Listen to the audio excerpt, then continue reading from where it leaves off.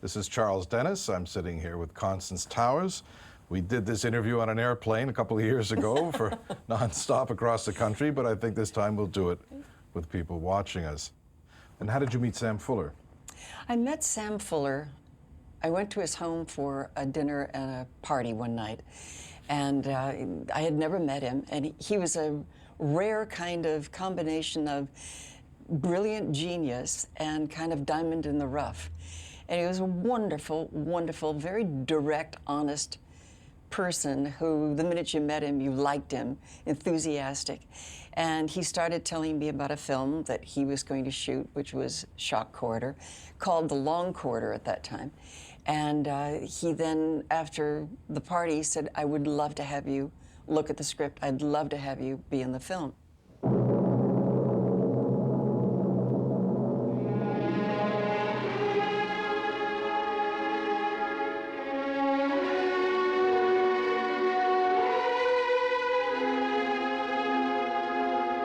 So for me, it was a different challenge. It was to play the part of the girlfriend of the newspaper man who was put into a mental home, a mental institution. He was sane, but he wanted to go in this under this disguise of being an inmate because there had been a murder, and he thought he could solve the murder and get the Pulitzer Prize and write the story from the inside out. So I thought that was kind of an interesting challenge, plus the fact that as a profession, this girl was a striptease dancer in a nightclub.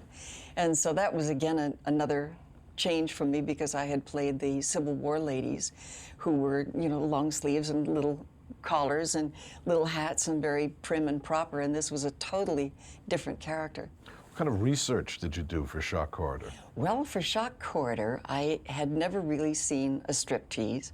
So there was a place in Hollywood called the Pink Pussycat, and so I gathered my little group and we all went to see these ladies, and it was quite an education. It was very interesting, and it gave me a different viewpoint on what a striptease dancer did.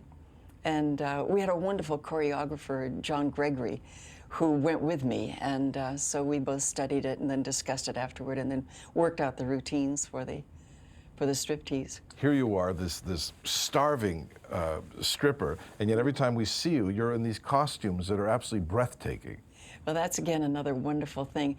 All of those dresses were Jean-Louis dresses, and Jean-Louis dressed Sandra Dee, he dressed Doris Day in all of the films. He did the Well, wasn't he the Columbia Studios yes, resident? He did all the Rita Hayworth costumes. In Gilda with Rita Hayworth. He did that marvelous black dress that she wore at that point.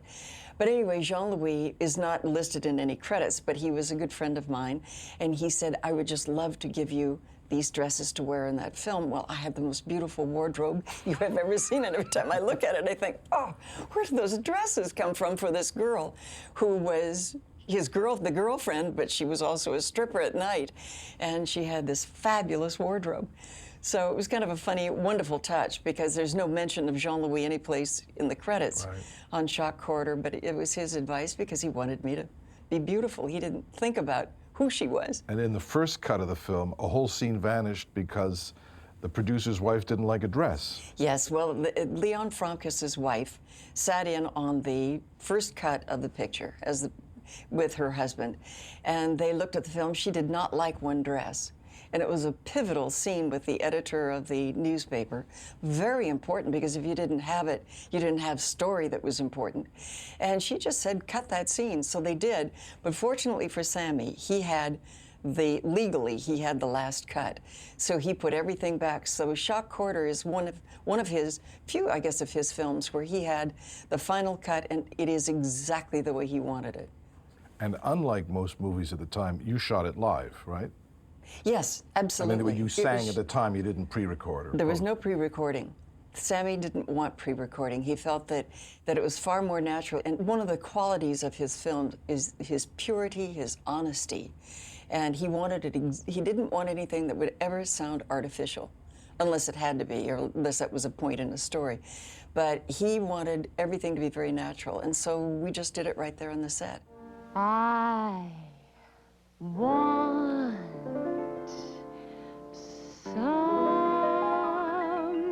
somebody to love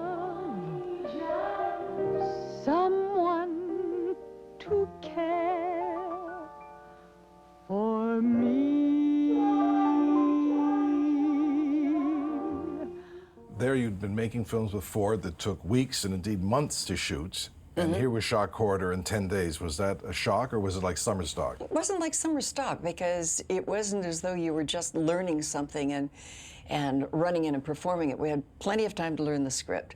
And Sam Fuller was very well prepared. He was a great deal like John Ford. It was also this way that he had every shot planned because he had created the story, he had written the story, he directed it, and he was part of the producing team. So he was able to really come in on the set. He knew exactly what he wanted, what he was going to do. So even though it was a short budget, there wasn't a minute, a second wasted in time.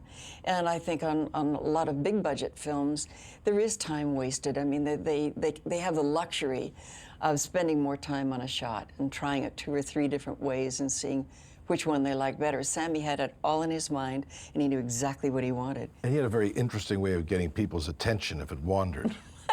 Well, his way was the only time ever in my experience in the movies or anywhere that I've had anyone do it. He had a gun with blanks in it. And at a time when you just didn't expect it at all, he would pick up the gun and shoot it off. And the first time he did that, I was so taken aback by the sound of the gun that I turned to him and I said, "Why did you do that?" He said, "I needed your attention." And I thought, well, that certainly concentrates the mind when you do that. But everybody who ever worked with Sammy always loved the fact that you never knew when that gun was going to go off, and it did concentrate your mind. Peter Breck, most of us know him from The Big Valley or from Maverick, but his performance is just wonderful, and he never got a chance to do anything like that again. No, Peter Breck, I think, is a very accomplished actor, and he was really wonderful in that film. And for an actor, it was such an incredible role, and it called on such a range of emotions for him. Your father living? No, Did you like him? of course. Any brothers? No, Any other sisters? just Kathy, that's enough. Mother living? No. Did you ever want your mother? What? What did you say? That's a filthy thing to say to me! Please. We're here to help you.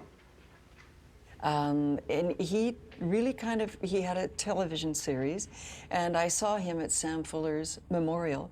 He now lives in Canada and is not acting. That last shot in the movie where his back is to the camera and you're embracing him, and Sam Fuller gave you some very interesting direction. Sammy had the great gift as a director to be able to give an actor one word that would open up the emotion that he was looking for, and it was the key for the actor. There was great communication, and that's a talent for a director to be able to do that, because if you don't speak the same language somehow emotionally, for an actor it's very confusing sometimes.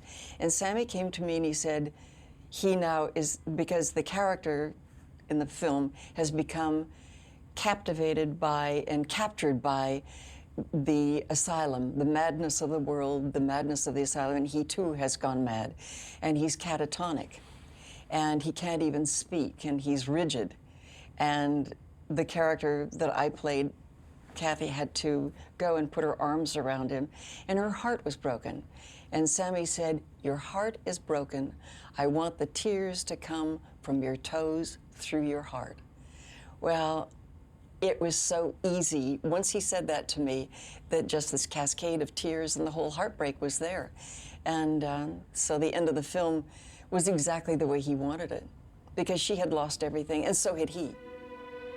Johnny! Johnny, Johnny.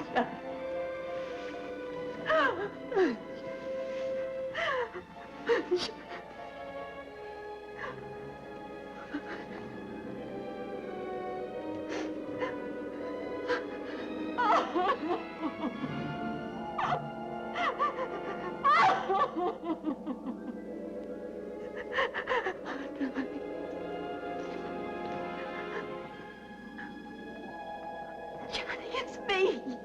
It's Kathy, Johnny. Johnny. I love his cameo appearance in Shock Corridor backstage at the strip club.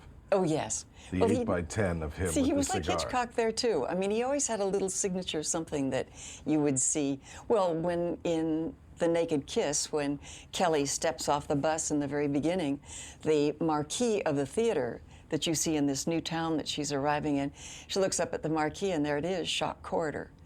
And he always had little touches like that, as Hitchcock did, too.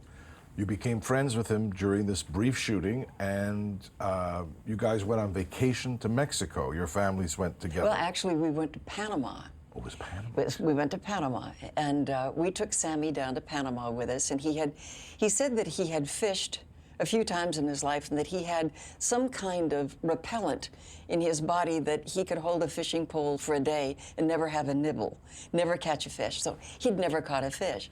So we took him deep sea fishing in the Colombian waters off of a reef that was so prolific with fish. I mean, sailfish, and there were marlin jumping. I mean, it was just an incredible, incredible place where the water bubbled with all kinds of fish. And so Sammy was trolling, and all of a sudden he caught something on the end of his line, and he was so excited, and the poles bent. You know, in deep sea fishing, it was very powerful. And suddenly everything kind of stopped and became very static and rather quiet. And that was not a marlin, and it wasn't a bluefish, and it wasn't a sailfish. And suddenly the boys on the boat came to us and they said, "He has a shark." And Sammy was so excited, he said, "I'm catching a shark." So he pulled it in after hours and hours, because a shark will go to the bottom and it just lies there. It's not much of a fight. It's not a great sporting fish. And when he brought it up, he had a great white. And they put it on the back of the boat. He insisted on taking that back to the camp, and they put it on the scale, and he had his picture taken like a proud little child, which was one of the most charming things about him, is that he was so uninhibited and childlike in many ways in his enthusiasm. He's standing there so proud next to this great white that's hanging on this scale. And a native came out of the jungle at that point with literally a bone in his nose, and his body was painted, and he had a loincloth on. This was not part of a movie, it was real. And he had a bolo knife, and he couldn't understand what we were doing, and he walked up and slit open the belly of the shark, and out spilled this sack with all these little baby sharks in it that looked like Disney drawings. He couldn't understand why we were having a picture taken with this great nemesis of the sea, this great evil thing. And so Sammy was horrified when he saw that. I thought he was going to faint. But anyway, they hung the shark off the end of the boat, and the next morning all that was left was just the skeleton of the shark, because its friends, its buddies, had come and taken care of the carcass of the shark. But anyway, Sammy treasured those pictures, because this was his first fish that he had caught. It was a great white, and he was very proud of himself as the great fisherman. Constance Towers, you were born in Whitefish, Montana. That's right. And you moved a lot through Montana at that time. Well, we did. My whole family came from Ireland, and that's why they ended up in Whitefish, Montana. And my father was in the pharmaceutical business, and that took him to various towns in the pursuit of his career. And so we went from Whitefish, Montana to another big town, Kalispell, Montana, to another big Montana town, which was Moscow, Idaho, Missoula, Montana. Missoula. And, but we eventually arrived in Seattle, Washington. And actually, I started my career, though, in Whitefish, Montana. I had a grandmother who came to this country only speaking Gaelic, and taught herself to speak English, and so she taught herself to read and write in English, and she felt that being able to read in English was just the most important thing you could do. And my other grandmother graduated from college in Nebraska in 1908 with a degree in English. Wow. And very unusual for a woman at that time. And so they both sat me down when I was tiny and started reading to me and making sure that I knew how to read. So by the time I reached the first grade, I was practically the only one who could read in my class. And one day, a group of producers came to our little school. There was only one schoolhouse in Whitefish. And they asked who could read in the first grade, and I put my hand up. I said I could. And so they took me outside and had me read a little script for them. And they said, indeed, I could read, and I got the part. And it was a radio show, and it was, I didn't know at the time, but I was playing the part of a little boy. And I played it till my voice changed a couple And of where years. was that produced? It was produced in the Northwest. I'm not sure where they produced it, but we did the radio show, and we traveled from Montana to Idaho and into Washington. And in the, I think it was 3 or 4 years that I did the show, we won many awards up in that area for excellence in radio and for that particular show. So it kind of whetted my appetite for acting. And you were offered a contract by Paramount when you were 10? Actually, my parents took me down to Hollywood with my sister, who was a champion swimmer. And a man from Universal Pictures had suggested to a friend of his at Paramount Pictures that they talk to me, because by then I was singing on the radio. I was 12. And so they called me over, and I went to Paramount Pictures, drove through that beautiful gate, and met the man who was the head of casting. And so they had me go into a little theater, and I performed for them. I sang Musetta's waltz song from La Boheme, and then I did the mad scene from Lucia de l'Amour without a second thought. And so they offered me a contract. And at that time, all I had in my mind was doing opera. And so I said, no, thank you. And a few years later, I wished so that I had accepted their offer, because I would love to have, you know, had that kind of an entree into movies. Your first movie was Bring Your Smile Along, Yes, which was also Blake Edwards' first movie as a director. What do you remember about that? Well, it was wonderful to work with Blake Edwards. He was a fabulous writer. And then to be with him when he was doing his first movie as a director was really fun. And the cast of that film was wonderful. We had Frankie Lane, Keith Brissell, Lucy Marlowe, Jack Albertson. And so it was a wonderful, I was introduced in that film by Columbia. And it was great fun. And as I say, Blake was just superb to work with. So that was fun. How did you come to be in the Horse Soldiers? The Horse Soldiers was a wonderful experience. First of all, as I say, my family was Irish also. I'm first generation American Irish. And I was taken by Martin Rackin, the producer, to see John Ford, the Irish director. And it didn't hurt that I was Irish. And his first questions to me were about my heritage and my Irish background. And we exchanged a few things in Gaelic, so that really made him comfortable. And then they decided to test me for it. And out of all the other ladies that they tested, I got the part, which was wonderful, because I was, again, introduced starring opposite John Wayne and William Holden in this big Civil War epic. And it took many, many months to shoot it. We were 3 months on location with it in Louisiana and Mississippi, and then we came back to the Goldwyn Studios in Los Angeles, in Hollywood, and completed all of the interiors. So it was about a 6-month shoot. And then Sergeant Rutledge was the next film. Sergeant Rutledge was the next John Ford film. And again, to work with Pappy Ford was a very special, special experience. He was an incredible artist with the camera. And with his acting company, he was wonderful. And so those were 2 fabulous experiences. And you became great friends with John Ford after. Yes, John Ford became a very dear friend of mine. He not only mentored me and walked me through those 2 incredible films that I did with him, but he became the godfather of both of my children. And when I moved to New York and was doing Broadway shows, he didn't miss anything. He managed to come to New York and see them. And when I was working on Shock Corridor and The Naked Kiss, he came very often. And Sam Fuller was already a friend of his as well. Yes, Sammy knew Pappy Ford, and so then they became better friends at that time. Clearly, both Fuller and Ford loved you immensely, and yet their visions of you. I mean, John Ford would never have dreamt of casting you this way. You know, you were feisty, but you were prim and proper. Mm-hmm. And Sam Fuller saw you as a stripper, and he saw you as a prostitute. Well, I think that's very interesting, and yet Pappy Ford was right there on the set when Protecting we shot your virtue. Well, and when we shot that stripping, the stripper sequence, he wanted to be there. And I think he was maybe enjoying it, but also there to, as you say, to protect exactly what he felt was my image, and he came every day on the set, and he was watching. but he was also approving of what Sam Fuller did. The two of them, interesting because John Ford was far more a refined poet with his camera than Sam Fuller was, but they both achieved the same thing. Pappy Ford's, you could stop at any moment, and it was a beautiful photograph. You could frame it and hang it on the wall. It was so perfect. And Sam Fuller, in a way, too. I mean, he had far more action, but the lighting would be very special, a shaft of light in a very interesting way. Well, in Shot Corridor, what he did with showing the long corridor to get the perspective on it, and on this short budget and short time that he was shooting it, and of course with the great Stanley Cortez, they created the perspective of that long corridor, which it wasn't, by hiring the little people.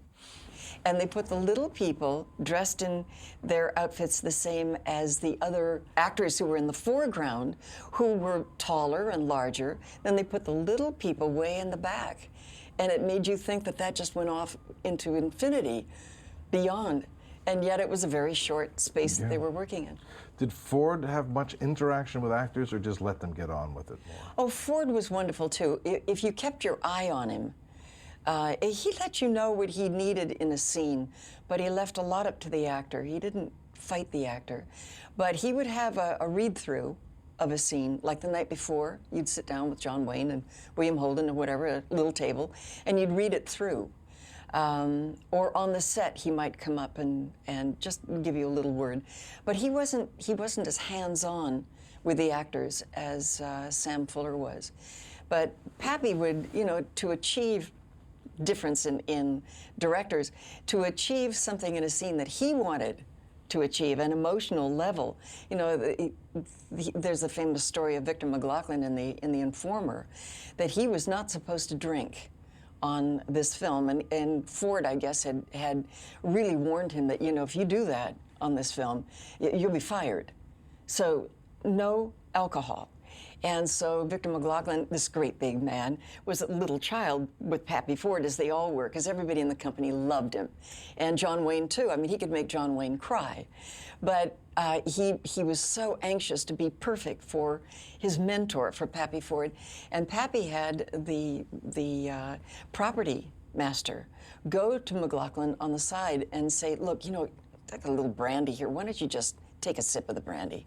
And so McLaglen, of course, could not resist it, took a sip of the brandy and took another sip of the brandy and took another sip of the brandy. And finally, he had crossed over, and Pappy said, okay, right now, that scene we were going to shoot tomorrow, we'll shoot it right now. And McLaglen, as you see him in that scene in The Informer, he won the Academy Award because of his performance, but he burst out into perspiration because he was caught. And he stumbled his way through that scene, fighting to get it out, and the breakdown and everything. Well, it's a magnificent performance on screen. And of course, Pappy Ford got exactly what he wanted. But McLaglen wanted to kill him afterwards because the torture he put him through. He did that with Woody Strode when we made Sergeant Rutledge. In the film, Woody was the black man who is accused of raping this little girl, and I know the truth. And so it's in this huge court scene, and finally he has a breakdown, a meltdown scene. And he was staying at John Ford's house in Bel Air with his wife, Luana, who's this beautiful Hawaiian lady. And she suddenly, the night before we were going to shoot this big scene, she created an argument. They had a big fight, and she walked out, making him feel that his wife had left him. And so the next morning he came to the studio, not having slept all night, feeling terrible, but trying to be strong about it. And he got into that scene and he just couldn't hold it together. Well, it's a magnificent scene. And when it was over, Luana walked into the set with John Ford and he said, it was just an act. Well, Woody wanted to kill him too. But I mean, and I've had things with John Ford where I said, if you want me to cry, I can cry. Or if you want me to be happy, I can be happy. But you don't have to do that. Well, he played tricks on me too. I mean, I was brought out in a scene where I was signaling, I was captive of John Wayne and William Holden. They were the Yankee soldiers, and I saw the Confederates. And I was trying to wave, because I was a Southern belle, and I was trying to wave to them, but I was their captive. And I was trying to signal where they were. And so they got me and they threw me down and supposedly knocked me out. And then they were going to get a bucket of water from the stream, and Pappy said, look, it'll be warm water, don't worry about it, but they're going to throw the water in your face. Well, they didn't. They had, you know, ice cubes in the water until it was glacial water. And then they came up and threw it. Well, of course, I came out of it, and I was shocked that the water was so cold. And then, of course, then I realized what he had done to me, and then I was angry, which he wanted me to be. He got what he wanted. And so he got what he wanted. Wow. So the two were very different, as similar as they were, but. Coming full circle, you went to Sam Fuller's memorial when he died in 1995, I think. And who was sitting next to you? Well, seated right next to me was Gene Evans. Next to him was Peter Breck. I mean, it was a reunion for all of us. And to come together at a memorial for Sammy, and this was done by Curtis Hanson. He arranged it all, and he did a masterful job of Sammy's memorial. And everyone, Robert Stack, everyone got up and gave reminiscences of the Sammy that they worked with. And as we were sitting there, the one thing that struck me, and Gene Evans and I were talking about it, was that Sammy felt always about his camera and his stories that it was, well, you always heard the word didactic associated with Sam Fuller, that it was that he was an instructor, that he was teaching. And he was. He felt that very strongly, that it was his way of using the art to instruct, to bring the message of, you know, art living out what the action of the day. And so we were talking about that, about, you know, I wonder what kind of a caption he would have put on this day. And I said, oh, I think he would have, to me, he would have quoted Yeats with, you know, think where a man's glory most begins and ends, and say, my glory was to have such friends. And I just think that would have been what Sammy would have put on the bottom of his memorial if he had been there that day. Then Gene Evans leaned over to me, and it was so cute because he said, you know, we all did these films because we loved him. We did them on a short budget. We did them on a short shooting schedule. And he said, who would have ever guessed that they would be these big, popular film noir films that have outlived many other films that were considered to be greater films. What is your favorite memory of Sam Fuller?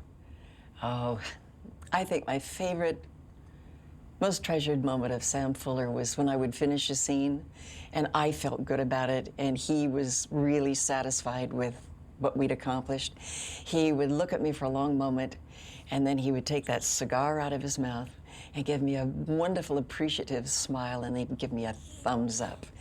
And I knew then that I had satisfied him, and I was happy too. It was delicious. And this has been delicious for me. Thank you, Constance Towers. Well, thank you, Charles Dennis. And thank you, Sam Fuller.